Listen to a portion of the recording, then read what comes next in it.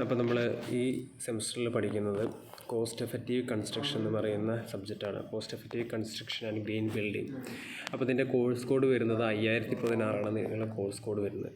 നിങ്ങൾക്ക് ഈ ഒരു പേരിൽ നിന്ന് തന്നെ കോഴ്സ് ടൈറ്റിൽ എന്ന് പറയുന്ന ഈ ഒരു സബ്ജക്റ്റിൻ്റെ പേരിൽ നിന്ന് തന്നെ നമുക്ക് മനസ്സിലാക്കാം, ഇത് ഒരു കൺസ്ട്രക്ഷൻ ചെയ്യുന്ന സമയത്ത് നമുക്ക് എങ്ങനെ കോസ്റ്റ് എഫക്റ്റീവ് ആക്കാൻ പറ്റും. അതുപോലെ തന്നെ ഒരു ഗ്രീൻ ബിൽഡിംഗ് എന്ന് പറയുന്നൊരു ബിൽഡിംഗ് ഉണ്ടാക്കാൻ, അല്ലെങ്കിൽ ഒരു ബിൽഡിംഗ് ഗ്രീൻ ബിൽഡിംഗ് ആയി മാറണമെന്നുണ്ടെങ്കിൽ എന്തൊക്കെ ക്രൈറ്റീരിയ ഉണ്ട്, അതെന്തൊക്കെ നമ്മൾ അഡോപ്റ്റ് ചെയ്യാൻ പറ്റും, ഇതെല്ലാം മനസ്സിലാക്കാൻ വേണ്ടിയുള്ള സബ്ജക്റ്റാണ് കോസ്റ്റ് എഫക്റ്റീവ് കൺസ്ട്രക്ഷൻ എന്ന് പറയുന്നത്. ഓക്കെ, അതിൻ്റെ കോഴ്സ് കോഡ് വരുന്നത് 5016 5016. അതുപോലെ തന്നെ ഇതിൻ്റെ ഈ സബ്ജക്റ്റിൽ ഫസ്റ്റ് മൊഡ്യൂൾ 1 എന്ന് പറയുന്നത് introduction to cost effective construction and green building, അതാണ് ഫസ്റ്റ് മൊഡ്യൂൾ എന്ന് പറയുന്നത്. സെക്കൻഡ് മൊഡ്യൂൾ എന്ന് പറയുന്നത് technologies and methods in construction. Third module എന്ന് പറയുന്നത് global warming and the relevance of green building. Fourth one എന്ന് പറയുന്നത് green building rating system and green design. അപ്പോൾ ഇത് ഈ 4 മൊഡ്യൂളും നമുക്ക് നിങ്ങളുടെ സിലബസ് പ്രകാരം 4 മൊഡ്യൂൾസാണ് നമുക്കുള്ളത്. നിങ്ങൾ സാധാരണ സിറ്ററിൽ സിലബസ് എടുത്ത് നോക്കിക്കഴിഞ്ഞാൽ അതിൽ നിങ്ങൾക്ക് 4 മൊഡ്യൂളും അതിൽ നമുക്ക് കാണാൻ പറ്റും. അപ്പോൾ ഇതിൽ ഫസ്റ്റ് മൊഡ്യൂൾ പറയുന്നത്, ഈ സിലബസ് എല്ലാവരും ഡൗൺലോഡ് ചെയ്ത് വയ്ക്കുക, ഞാൻ പിന്നെ നിങ്ങളുടെ ഗ്രൂപ്പിൽ പ്രത്യേകം ഷെയർ ചെയ്ത് തരാം. അപ്പോൾ നമുക്കൊരു സബ്ജക്റ്റിൻ്റെ, ഇപ്പോൾ cost effective construction and green building എന്ന് പറയുന്നൊരു സബ്ജക്റ്റിൻ്റെ സിലബസ് എന്തിനാണെന്ന് വെച്ചാൽ നമുക്ക് ആ 4 മൊഡ്യൂളിലും എന്താണ് വരുന്നത് നിങ്ങൾ അറിഞ്ഞിരിക്കണം. അല്ലാതെ നമ്മൾ വെറുതെ എടുക്കുന്നത് അങ്ങനെ പഠിച്ചു പോകില്ല, ഓരോ മൊഡ്യൂളിൽ എന്താണ് ഇരിക്കുന്നത് എന്നുള്ള അറിയണം. അപ്പോൾ അതിനെല്ലാവരുടെ കയ്യിലും സിലബസ് ഉണ്ടായിരിക്കണം. അപ്പോൾ അതിൽ ഫസ്റ്റ് ഇൻട്രൊഡക്ഷനിൽ ഫസ്റ്റ് വരുന്ന മൊഡ്യൂൾ എന്ന് പറയുന്നത് ഇൻട്രൊഡക്ഷനാണ്. അതായത് കോസ്റ്റ് എഫക്റ്റീവ് എന്താണ് കോസ്റ്റ് എഫക്റ്റീവ് കൺസ്ട്രക്ഷൻ, അതേപോലെ തന്നെ ഗ്രീൻ ബിൽഡിംഗ് എന്താണ്, അതിൻ്റെ ഒബ്ജക്റ്റീവ്സ് എന്തൊക്കെയാണ്.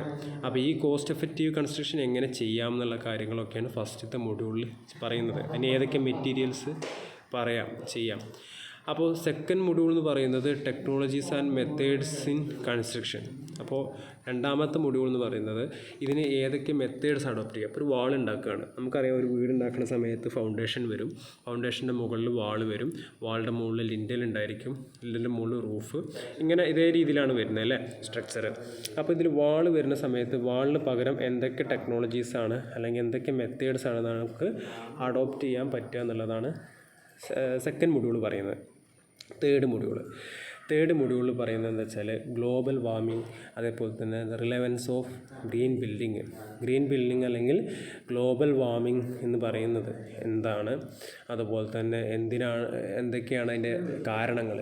നിങ്ങൾക്ക് ചെറിയ ക്ലാസ്സിൽ പഠിച്ച കാര്യങ്ങളാണ് ഈ ഗ്ലോബൽ വാർമിംഗ് എന്താണെന്നും ആ ഗ്ലോബൽ വാർമിംഗ് ഉണ്ടാവാനുള്ള കാരണങ്ങൾ എന്തൊക്കെയാണെന്നുള്ളതൊക്കെ നിങ്ങൾ ചെറിയ ക്ലാസ്സിൽ പഠിച്ചതാണ്. ആ കുറച്ച് ടോപ്പിക്കാണ്, നമ്മൾ മെയിൻ പോയിൻറ്റ്സ് ആയിട്ട് എഴുതുന്നത് മാത്രം, മെയിൻ കാരണങ്ങൾ എടുത്തിട്ട് ഒന്ന് എഴുതുന്നു.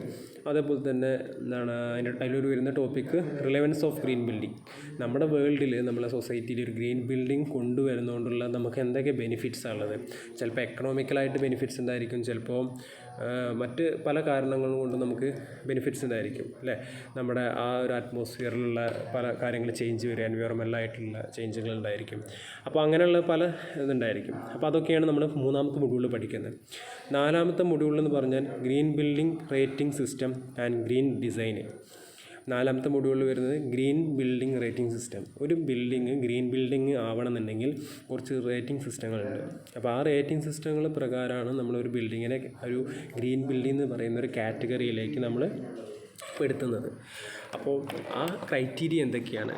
അപ്പോൾ അവിടെ ചിലപ്പോൾ സോളാർ വേണമെന്നുണ്ടായിരിക്കും, അപ്പോൾ സോളാർ പാനലുകൾ അഡോപ്റ്റ് ചെയ്യുന്നുണ്ടായിരിക്കും. ചിലപ്പോൾ അവിടെ വരുന്ന ആ വാട്ടറിനെ വീണ്ടും റീസൈക്കിൾ ചെയ്തിട്ട് വീണ്ടും ഉപയോഗിക്കുന്നൊരു സിസ്റ്റം.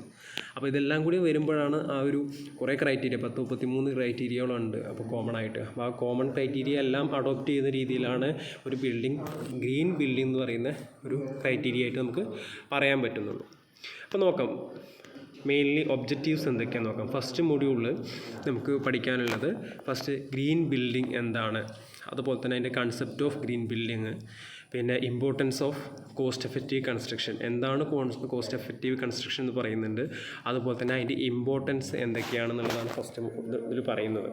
പിന്നെ evaluate the objectives of green ബിൽഡിങ്ങിൻ്റെ ഒബ്ജക്റ്റീവ്സ് ഇവാലുവേറ്റ് ചെയ്യുക. പിന്നെ അടുത്ത പോയിൻ്റ് എന്ന് പറയുന്നത് നമ്മുടെ മെറ്റീരിയൽസ്. ഞാൻ പറഞ്ഞു ഇപ്പോൾ ബാമ്പു എന്ന് പറയുന്നൊരു മെറ്റീരിയൽ, മുള, ഈ മുള കൊണ്ട് നമുക്ക് നിങ്ങൾക്ക് കണ്ടിട്ടുണ്ട് പല സ്ട്രക്ചറും വാളിൻ്റെ പകരം നമ്മൾ മുള ഉപയോഗിച്ച് ചെയ്തിട്ട് കണ്ടിട്ടുണ്ടാവും. അല്ലാന്നുണ്ടെങ്കിൽ നമ്മൾ പാർട്ടീഷൻസൊക്കെ ഉണ്ടാക്കാൻ വേണ്ടി യൂസ് ചെയ്തിട്ടുണ്ടാവും, അല്ലെങ്കിൽ ഇൻറ്റീരിയർ എലമെൻ്റായിട്ട് നമ്മൾ മുള യൂസ് ചെയ്യുന്നുണ്ട് അല്ലേ. അപ്പോൾ അത് കോസ്റ്റ് എഫക്റ്റീവായിട്ട് വരുന്നൊരു മെറ്റീരിയലാണ് ബാംബു എന്ന് പറയുന്നത് മുള. അപ്പോൾ ഈ മെറ്റീരിയലിന് നമ്മൾ അത് അഡോപ്റ്റ് ചെയ്യുന്നതോട് കൂടിയിട്ട് നമുക്ക് എത്രത്തോളം അഡ്വാൻറ്റേജസ് ഉണ്ട്, അതുകൊണ്ടുള്ള നമുക്ക് അത് റീസൈക്ലിംഗ് ചെയ്യാൻ പറ്റുന്ന മെറ്റീരിയലാണോ, ഇങ്ങനത്തെ കാര്യങ്ങളൊക്കെയാണ് അതിൽ നമ്മൾ നോക്കുന്നത്. അതിൻ്റെ കൂടെ തന്നെ നമുക്ക് റീസൈക്ലിംഗ് ചെയ്ത് യൂസ് ചെയ്യാൻ പറ്റുന്ന മെറ്റീരിയൽസ് ഏതൊക്കെയാണ്, അതായത് സ്റ്റീല്, അതുപോലെ തന്നെ പ്ലാസ്റ്റിക്, അതുപോലെ കോൺക്രീറ്റ്, ബ്രിക്ക്, ഇതൊക്കെ നമുക്ക് എത്രത്തോളം നമുക്ക് അത് റീസൈക്ലിംഗ് ചെയ്ത് ഉപയോഗിക്കാം എന്നുള്ളതാണ് ഫസ്റ്റ് മൊഡ്യൂളിൽ പറയുന്നത്. സെക്കൻഡ് മൊഡ്യൂളിൽ നമുക്ക് അതിൻ്റെ ഒരു ഒബ്ജക്റ്റീവ്സ് നോക്കുകയാണെന്നുണ്ടെങ്കിൽ നമുക്ക് വാൾ കൺസ്ട്രക്ഷൻ ഏതൊക്കെ രീതിയിൽ നമുക്ക് വാൾ കൺസ്ട്രക്ഷൻ ചെയ്യാം, അതിൽ നമുക്ക് കുറച്ച് ക്യാവിറ്റി വാൾ മെത്തേഡ്, റാറ്റ് റാംബോൺ മെത്തേഡ് എന്ന് പറഞ്ഞിട്ട് കുറച്ച് മെത്തേഡ്സ് നമ്മൾ പറയുന്നുണ്ട്. അത് ഉള്ളിൽ ചൂട് കുറയ്ക്കാനും പുറത്തുള്ള അറ്റ്മോസ്ഫിയറിൽ നിന്ന് പുറത്ത് ചിലപ്പോൾ ഭയങ്കര ചൂടായിരിക്കും, ചിലപ്പോൾ ഉള്ളിലേക്കുള്ള ചൂട് കുറയ്ക്കാൻ വേണ്ടിയിട്ട് നമ്മൾ ലോറി ബേക്കറൊക്കെ ആയിട്ട് നമ്മൾ പല ആർക്കിടെക്റ്റും നമ്മൾ അഡോപ്റ്റ് ചെയ്ത പല മെത്തേഡ്സ് ഉണ്ട്. അപ്പോൾ ആ മെത്തേഡ്സുകൾ ഏതൊക്കെയാണെന്നാണ് നമ്മളതിൽ പറയുന്നത്. പിന്നെ നമുക്ക് ഫെറോ സിമെൻറ്റ്, അതേപോലെ ഫെറോ കോൺക്രീറ്റ്, അതായത് നമ്മൾ നോർമലായിട്ട് വലിയ ഡയമീറ്ററുള്ള ബാറ് അല്ലാതെ ചെറിയ നെറ്റ് യൂസ് ചെയ്തിട്ട് കോൺക്രീറ്റ് ചെയ്യും. അതാണ് ഈ ഫെറോ സിമെൻറ്റ് അല്ലെങ്കിൽ ഫെറോ കോൺക്രീറ്റ് എന്നൊക്കെ പറയുന്നത്. നിങ്ങൾ കണ്ടിട്ടുണ്ടാവും, നിങ്ങളുടെ വീട്ടിലൊക്കെ സാധാരണ തട്ടുകൾ അടിക്കാനൊക്കെ ഉപയോഗിച്ചിട്ടുണ്ടാവും. ഷെൽഫുകളിലെ തട്ടുകളൊക്കെ അടിക്കാനൊക്കെ നോർമലായിട്ട് ഉപയോഗിക്കുന്നതാണ് ഈ ഫെറോ സിമെൻറ്റിൻ്റെ ഷീറ്റ് അല്ലെങ്കിൽ ഫെറോ കോൺക്രീറ്റ് ഒക്കെ പറയുന്നത്. പിന്നെ ഈ ആൾട്ടർനേറ്റീവ് റൂഫിംഗ് സിസ്റ്റം, ഈ ആൾട്ടർനേറ്റീവ് റൂഫിംഗ് സിസ്റ്റം എന്ന് പറഞ്ഞു കഴിഞ്ഞാൽ നമുക്ക് ഒരു ഇപ്പോൾ നിങ്ങളുടെ വീട്ടിലുള്ള റൂഫാണ്, നിങ്ങൾ പല ഈ ഓഡിറ്റോറിയം അല്ലെങ്കിൽ പഴയ മുനിസിപ്പൽ ബിൽഡിങ്സൊക്കെ നോക്കിക്കഴിഞ്ഞ് കഴിഞ്ഞാൽ നിങ്ങളുടെ റൂഫിൻ്റെ ഇതിൽ ഓട് താഴെ പോർഷനിൽ നിങ്ങൾക്ക് റൂഫിൽ നോക്കിക്കഴിഞ്ഞാൽ കോൺക്രീറ്റിൽ തന്നെ ഓട് പതിച്ച് കാണാൻ പറ്റും. അതിൻ്റെ മുകളിലും ഓട് തന്നെയായിരിക്കും, താഴെയും ഓട് തന്നെയായിരിക്കും. അതായത് നമ്മൾ ആ ഒരു മെത്തേഡ് യൂസ് ചെയ്യുന്നതോട് കൂടിയിട്ട് നമുക്ക് മുകളിൽ നിന്ന് വരുന്ന ചൂടിനെ മാക്സിമം കുറയ്ക്കാൻ പറ്റും, അതൊരു ബെനിഫിറ്റാണ്.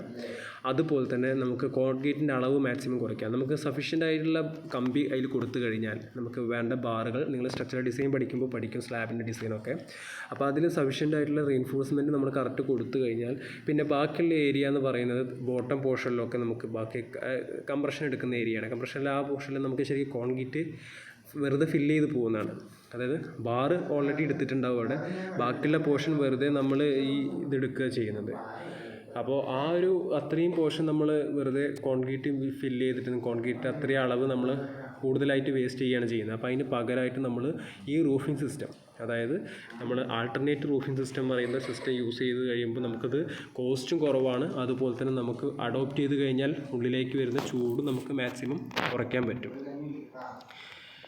ഇനി മൂന്നാമത്തെ മൊഡ്യൂൾ എന്ന് പറയുന്നത് global warming, concept of global warming എന്താണ്, ആ ഗ്ലോബൽ വാർമിങ്ങിൽ എന്തൊക്കെ കാരണം കൊണ്ടാണ് ഗ്ലോബൽ വാർമിംഗ് ഉണ്ടാക്കുന്നത്, അതുപോലെ ഓരോ പ്ലാന്റ്സ്, അതായത് പെട്രോളിയം, അങ്ങനെ ഡീസൽ, അതുമായി ബന്ധപ്പെട്ടിട്ട് പ്രവർത്തിക്കുന്ന ഒരുപാട് പ്ലാന്റ്സ് ഉണ്ടായിരിക്കും. അപ്പോൾ അതുമായി ബന്ധപ്പെട്ടിട്ട് ഗ്ലോബൽ വാർമിംഗ് എങ്ങനെയാണ്, അതിൻ്റെ കൺസെപ്റ്റ് എന്താണ്, അതുപോലെ തന്നെ കാർബൺ ഫുട് പ്രിൻറ്റ്, നിങ്ങൾ കേൾക്കാത്തൊരു വേർഡായിരിക്കും. ഗ്ലോബൽ വാർമിംഗ് എന്ന് പറയുന്നതിൽ കാർബൺ ഫുട് പ്രിൻ്റ് എന്ന് പറഞ്ഞാൽ നമ്മുടെ ഈ ഒരു എൻവയോൺമെൻറ്റിലേക്ക് എത്രത്തോളം CO2ൻ്റെ അളവ് വരുന്നുണ്ട്, അത് പല രീതിയിലും വരുന്നുണ്ടാവും കാർബൺ ഫുട് പ്രിൻ്റ് എന്ന് പറയുന്ന ഇത്.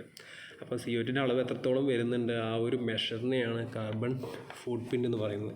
അപ്പോൾ അങ്ങനെ കുറച്ച് ചെറിയ ടോപ്പിക്കുകളാണ് നമ്മൾക്ക് മൂന്നാമത്തെ മൊഡ്യൂളിൽ പഠിക്കാനുള്ളത്. അതിൽ പിന്നെ ഗ്രീൻ ബിൽഡിങ്ങിൻ്റെ കുറച്ച് മെറ്റീരിയൽസും അതിൻ്റെ ആ ബിൽഡിംഗ് മെറ്റീരിയൽസിൽ എത്രത്തോളം എനർജീസ് നമുക്ക് എഫക്റ്റീവാക്കി ചെയ്യാൻ പറ്റുന്നുണ്ട് എന്നുള്ള കാര്യങ്ങളൊക്കെയാണ് അതിൽ പറയുന്നത്.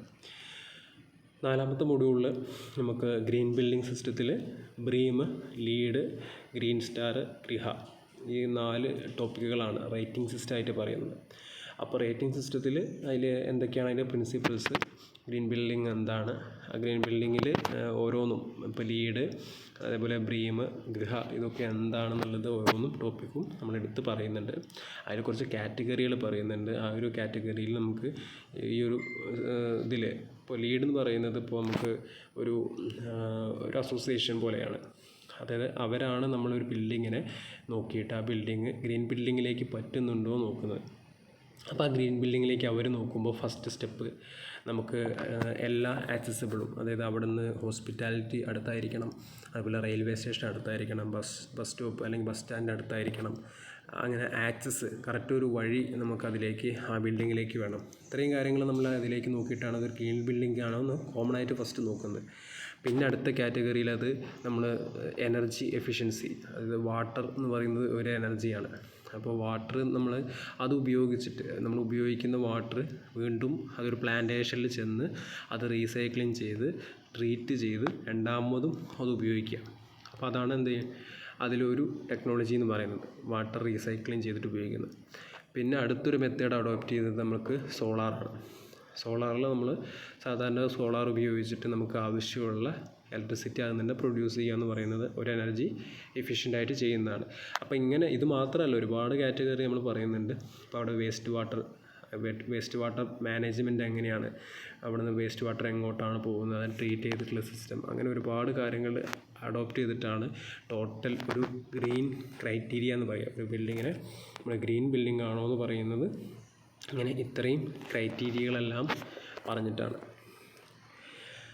അപ്പോൾ ഇതിൽ നമ്മൾ കണ്ടൻറ് ഡീറ്റെയിൽസിലുള്ള കുറേ കാര്യങ്ങളുണ്ട്. നമ്മൾ concept of cost effective construction എന്താണ്, അതുപോലെ തന്നെ അതിൻ്റെ വേരിയസ് മെറ്റീരിയൽസ്. അപ്പോൾ ഇത് ഒരു കറക്റ്റ് ഫുള്ളായിട്ട് തിയറി ആയിട്ട് വരുന്നൊരു സബ്ജക്റ്റാണിത്. അതിൽ നമുക്ക് പ്രോബ്ലമോ കാര്യങ്ങളൊന്നുമില്ല, പക്ക തിയറിയാണ്. അപ്പോൾ അതിൽ കോസ്റ്റ് എഫക്റ്റീവ് കൺസ്ട്രക്ഷനിൽ അതിൻ്റെ യൂസസ്, അതിൻ്റെ ഓരോ മെറ്റീരിയൽ, ഇപ്പോൾ ബാമ്പു എന്ന് പറയുന്ന മെറ്റീരിയൽ അതിൻ്റെ എത്രത്തോളം അതിൻ്റെ അഡ്വാൻറ്റേജസ് ഉണ്ട്, അതിൻ്റെ ഡിസ്അഡ്വാൻറ്റേജസ് എന്തൊക്കെയുണ്ട്. ഏതൊരു സംഗതി എടുത്തു കഴിഞ്ഞാലും, ഒരു മെറ്റീരിയൽ എടുത്തു കഴിഞ്ഞാലും അതിന് അഡ്വാൻറ്റേജസ് ഉണ്ടായിരിക്കും, അതിൻ്റെ കൂടെ തന്നെ ഡിസ്അഡ്വാൻറ്റേജസ് ഉണ്ടായിരിക്കും. അപ്പോൾ അത് ഏതൊക്കെയാണ്, അതേപോലെ brick, concrete, stabilised mud block, പിന്നെ സിമൻറ്റ്, പിന്നെ ജിപ്സം ബോർഡ്, ബാമ്പു, ഇത്തരം ഫൈബർ ഇൻഫോഴ്സ്ഡ് സിമെൻറ്റ് കമ്പോണൻസ്. അപ്പോൾ ഇത്രയും മെറ്റീരിയൽസ് എല്ലാം നമ്മളതിൽ കാര്യങ്ങൾ പറയുന്നുണ്ട്. എന്തൊക്കെയാണ് ഓരോ മെറ്റീരിയൽ ഉപയോഗിക്കുമ്പോൾ നമുക്ക് എത്രത്തോളം അത് അഡ്വാൻറ്റേജസ് കിട്ടുന്നുണ്ട്, അതുപോലെ തന്നെ ഡിസ്അഡ്വാൻറ്റേജസ് എന്തൊക്കെയാണെന്നുള്ളത്. പിന്നെ നമുക്ക് കുറച്ച് എൻവയോൺമെൻറ്റൽ ഇഷ്യൂസും കൂടി അതിലെടുത്ത് പറയുന്നുണ്ട് മൊഡ്യൂൾ 1-ൽ. അതിൽ കോറിയിങ് ഓഫ് മെറ്റീരിയൽ, നമ്മളിപ്പോൾ സാധാരണ നിങ്ങൾക്കറിയാം കരിങ്കല്ല് കിട്ടുന്നത് നിങ്ങളുടെ അടുത്തുള്ള കോറിയിൽ നിന്നായിരിക്കും, നിങ്ങളുടെ വീട്ടിൻ്റെ അടുത്തൊക്കെ കിട്ടുന്നത്. അപ്പോൾ ആ കോറിയിൽ നിന്ന് ഇത് കോറിയിങ് ചെയ്തെടുക്കുന്നത് കൊണ്ട് നമുക്ക് ഒരുപാട് എൻവയോൺമെൻറ്റൽ എഫക്ട്സ് ഉണ്ടായിരിക്കും. അപ്പോൾ ഈ എന്തൊക്കെയാണ് ആ എൻവയോൺമെൻറ്റൽ എഫക്ട്സ് എന്നുള്ള കാര്യങ്ങളും കൂടി നമ്മൾ ഫസ്റ്റ് മൊഡ്യൂളിൽ പഠിക്കുന്നുണ്ട്. പിന്നെ മൊഡ്യൂൾ 2-ൽ ടെക്നോളജീസ് തന്നെയാണ് മെയിൻ. നമ്മൾ ആർച്ച് ഉണ്ടാക്കുന്നത്, അല്ലെങ്കിൽ വാൾ ഉണ്ടാക്കുമ്പോൾ ഉള്ളത്, സ്ലാബ് ചെയ്യുമ്പോൾ ഉണ്ടാകുന്നത്, അങ്ങനെ ഓരോ കോൺട്രിബ്യൂഷൻസ്, ഓരോന്നിൻ്റെയും കോൺട്രിബ്യൂഷൻസ് എന്തൊക്കെയാണെന്നുള്ളതാണ് മെയിൻ പറയുന്നത്. അതിൻ്റെ കൂടെ തന്നെ നമ്മൾ കോസ്റ്റ് ഫോർഡ്, അതുപോലെ തന്നെ നിർമ്മിതി കേന്ദ്ര എന്ന് പറയുന്നത് കോസ്റ്റ് ഫോർഡ്. നിങ്ങൾക്ക് നെറ്റിൽ അടിച്ചു കൊടുത്താൽ തന്നെ കാണാം, ഒരു കോമൺ വേർഡാണത്. കോസ്റ്റ് ഫോർഡ് എന്ന് പറയുന്നത് കോസ്റ്റ് എഫക്റ്റീവായി ചെയ്യുന്ന തൃശ്ശൂരുള്ള ടീമാണ് കോസ്റ്റ് ഫോർഡ്. നിർമ്മിതി കേന്ദ്ര അതുപോലെ തന്നെ കോസ്റ്റ് എഫക്റ്റീവായി ചെയ്യുന്ന ടീമാണ്. അപ്പോൾ അവർ എന്തൊക്കെ മെത്തേഡ്സാണ് അഡോപ്റ്റ് ചെയ്യുന്നത്, നമ്മൾ ഈ മൊഡ്യൂൾസിലൊക്കെ പറയുന്ന സെയിം മെത്തേഡ്സ് തന്നെയാണ് അവർ അഡോപ്റ്റ് ചെയ്തുകൊണ്ടിരിക്കുന്നതെല്ലാം. അപ്പോൾ നിങ്ങൾക്ക് ഓൾറെഡി നെറ്റിൽ അടിച്ചു കൊടുത്താൽ തന്നെ അവർ ചെയ്ത വീടുകളുടെയൊക്കെ ഫോട്ടോസ് കാര്യങ്ങളൊക്കെ നിങ്ങൾക്ക് കാണാൻ പറ്റും. ഒരു ഹാബിറ്റേറ്റ് ഗ്രൂപ്പാണ്.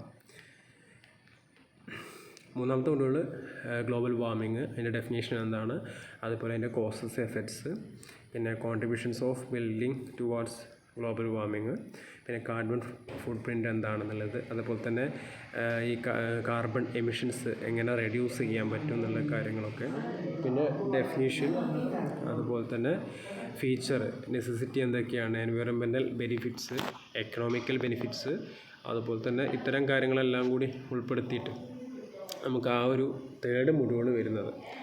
അടുത്ത 4th മൊഡ്യൂളിൽ നമുക്ക് നേരത്തെ പറഞ്ഞപ്പോൾ തന്നെ ബ്രീം, ലീഡ്, ഗൃഹ, അതേപോലെ തന്നെ ഗ്രീൻ സ്റ്റാർ, ഇത്രയും കാറ്റഗറി അനുസരിച്ചാണ് അസസ്മെൻറ്റ് നടത്തിയിട്ടാണ് ആ ഒരു ബിൽഡിങ് അത് ഹാബിറ്റേറ്റ് ബിൽഡിംഗ് അല്ലെങ്കിൽ ഗ്രീൻ ബിൽഡിംഗ് ആണോ എന്നുള്ളത് പറയുന്നത്.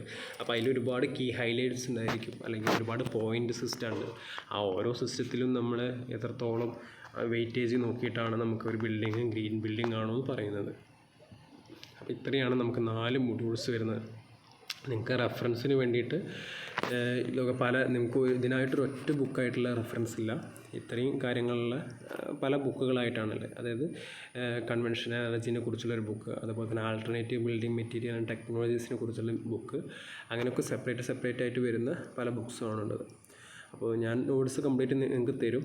അപ്പോൾ ഓരോ ക്ലാസ്സിൽ നമ്മൾ പറയുന്ന നോട്ട്സിൻ്റെ കാര്യങ്ങളൊക്കെ കറക്റ്റ് നിങ്ങൾ നോട്ട്ബുക്കിൽ എഴുതിയിട്ടുണ്ടായിരിക്കണം. അതായത് കോസ്റ്റ് എഫക്റ്റീവ് ആൻഡ് കൺസ്ട്രക്ഷൻ പറയുന്ന ഒരു സബ്ജക്റ്റിന് കറക്റ്റ് നിങ്ങൾക്കൊരു ഒരു നോട്ട്ബുക്ക് ഉണ്ടാവണം. അപ്പോൾ നമ്മൾ ഈ നിങ്ങൾ കഴിയുന്നതും എന്ത് ചെയ്യുക, അതിൻ്റെ സിലബസ് ഒന്ന് പ്രിൻ്റ് ഔട്ട് എടുത്തിട്ട് നോട്ട് ബുക്കിൻ്റെ ഫ്രണ്ട് പേജിൽ പിൻ ചെയ്ത് വെക്കുക. അപ്പോൾ അത് പ്രകാരം നിങ്ങൾ ഓരോ മൊഡ്യൂളും എന്താണെന്നുള്ളൊരു കൺസെപ്റ്റ് നിങ്ങൾക്ക് ഉണ്ടാവണം. ഫസ്റ്റത്തേൽ ഇൻട്രൊഡക്ഷൻ ആൻഡ് കോസ്റ്റ് എഫക്റ്റീവിനെ കുറിച്ചുള്ള കാര്യങ്ങളൊക്കെയാണ് പറയുന്നത്. സെക്കൻഡിൽ ടെക്നോളജീസും മെത്തേഡ്സും ആണ് പറയുന്നത്. മൂന്നാമത്തേൽ ഗ്ലോബൽ വാർമിങ്ങും റിലവൻസ് ഓഫ് ഗ്രീൻ ബിൽഡിംഗ് ആണ് പറയുന്നത്. നാലാമത്തേൽ ഗ്രീൻ ബിൽഡിംഗ് റേറ്റിംഗ് സിസ്റ്റം ആണ് പറയുന്നത്. അപ്പോൾ ഇത്രയും കാര്യങ്ങളൊക്കെ അറിഞ്ഞിരിക്കണം. അപ്പോൾ അത് ഒരു പിൻ ചെയ്ത് വയ്ക്കുക. നമുക്ക് അടുത്ത ക്ലാസ്സിൽ മുതൽ ഓരോ ഫസ്റ്റ് ടോപ്പിക്ക് മുതൽ സ്റ്റാർട്ട് ചെയ്യാം.